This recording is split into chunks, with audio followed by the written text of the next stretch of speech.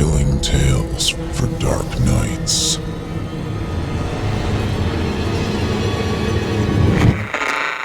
Want to make sure you never miss a Chilling Tales for Dark Nights video again?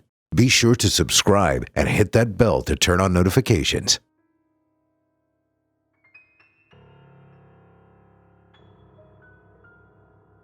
The circumstances in which we found Miss Kerry were unpleasant. She'd been dead just over a week by the time we were called out, though how much of the smell came from her decomposing body, and how much from the house she had lived in was difficult to determine. It was unclear how long she'd been sitting on that damn sofa, though the odd man she'd lived with thought that it might have been as much as 5 years. She had eventually become too large to get off of it. Nevertheless, it was long enough for her to have become part of the thing, with the sores on her legs and buttocks having opened and then closed around the material, woman and couch, one being for years on end until she died on it. Disturbingly, this wasn't the first time I or my fellow paramedics had seen something like this, but it certainly was the worst case. The look of the house, the smell of it, the sight of her skin, and the cloth of the couch merging together was such an overwhelming experience that, at first, none of us noticed her hair. It had grown long over the years, clumped strands of it trapped between her back and the cushions, and as we levered her off the sofa, it grew tight, pulling her head back, and it was only then that we realized that it, too, had worked its way in between the threads of the material. I assumed that it would come out with a good tug, but it was apparently worked well in. When we pulled on Miss Kerry, the hair stayed put, and her scalp threatened to come away instead. In the end, I grabbed a pair of scissors from the kitchen and cut her loose. The rest of the call was no easier. The coroners didn't have a body bag to fit her. The trolley barely took her weight, and it took both of us and a few police officers that helped us get her into the van. The suspension fared little better, whilst my colleagues spoke to the officers, and they to Miss Kerry's strange partner. There would be questions for him later about possible negligence as to why he had waited so long to notify us of her death.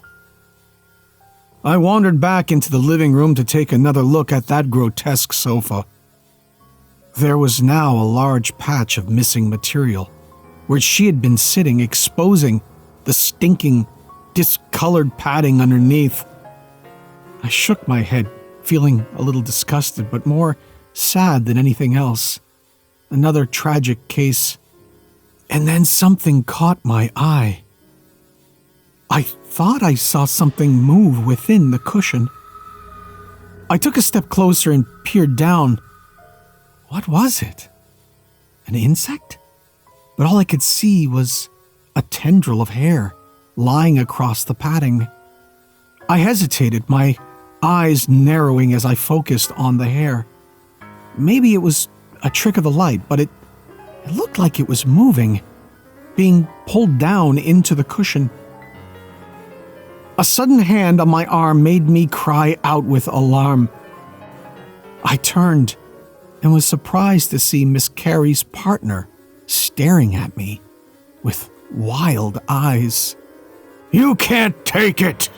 he gasped. "Take what?" I said, thinking that he was probably referring to the body. I was about to gently explain that we had to, when instead he pointed at the couch behind me. "That! You can't take it! It's what I have left of her." To be honest, I had no idea whether he would get to keep the sofa or not. It seemed like a biohazard to me. "I'm sure somebody will be along to talk to you about it," I said, patting his hand reassuringly. He shook his head. "Oh, they can't have it. Not whilst she's still inside it." That was quite enough for me. I smiled at him and then made my excuses to return to the outside, where there was a little more fresh air, and sanity. I wonder, though, if madness isn't a little catching. His words stayed with me, and the sight of that strange hair, moving or not, kept on coming back to me over the following days. I told my wife, who has endured many disturbing stories over the years, about the couch and the hair and the strange man. She hugged me and suggested that maybe this time I should actually go and speak to a counselor. I said I would, knowing I probably wouldn't, and I went to bed, where I slept badly and dreamt about hair.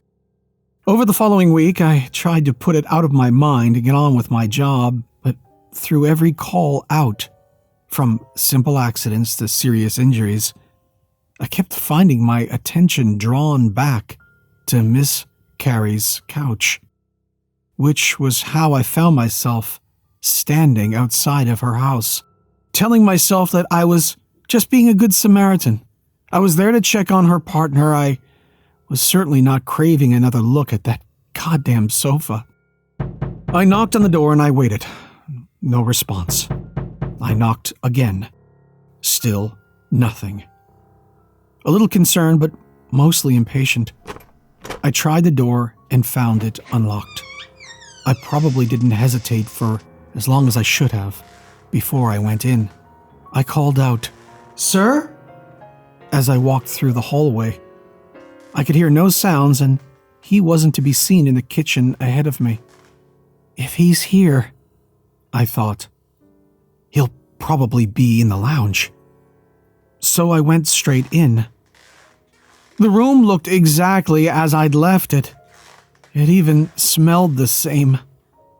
There was the sofa, discolored and exposed. I felt my heart pounding in my chest as I walked up to it, and I looked down at the cushions. The hair that I'd seen before was gone.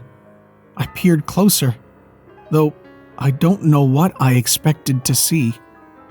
There was nothing there.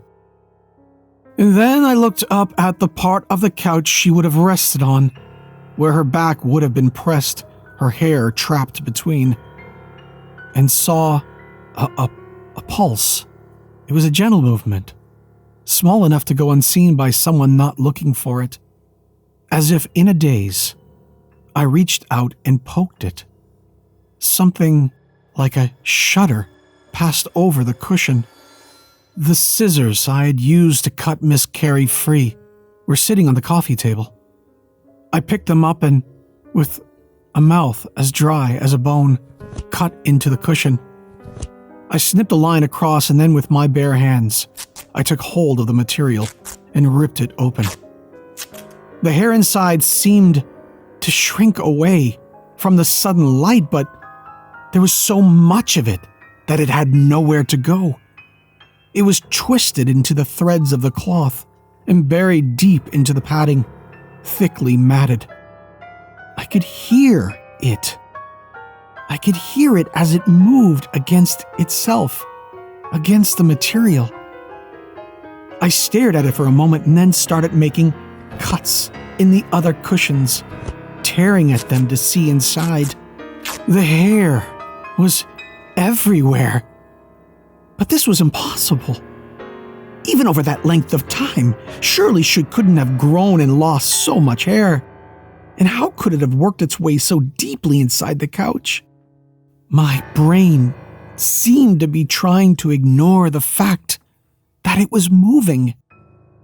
Suddenly, I felt something prick at my wrists, and I looked down. There was hair, but it wasn't mine, and it wasn't just lying on me.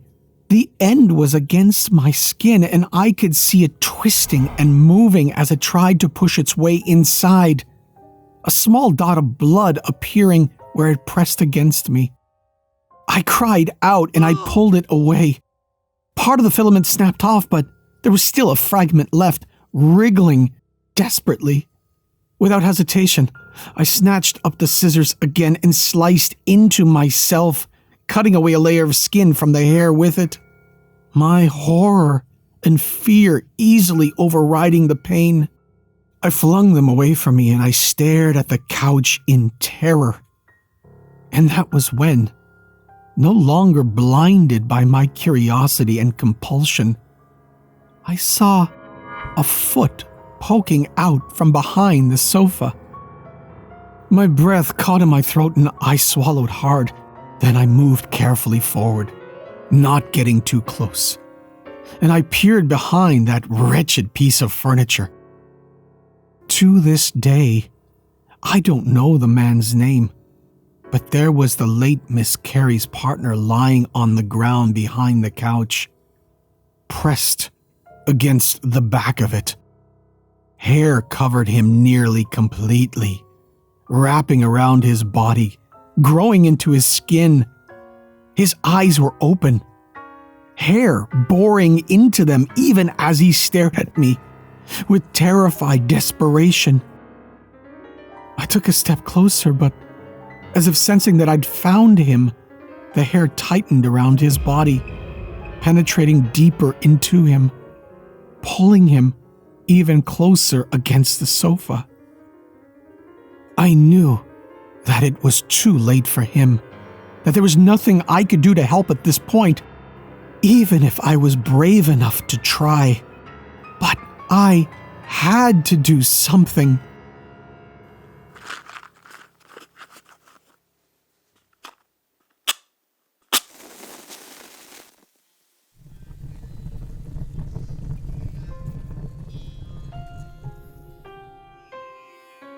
A few days later, a colleague asked me if I'd heard of the fire at Miss Kerry's house. Of course, I said that I hadn't, and I asked what had happened.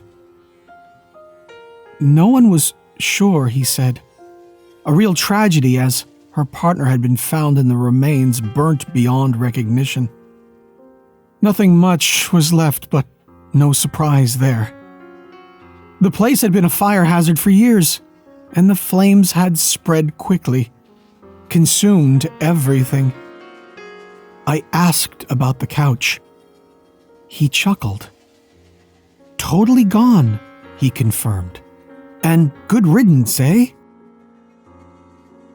I agreed, scratching my wrist. Maybe I'll try that counseling after all.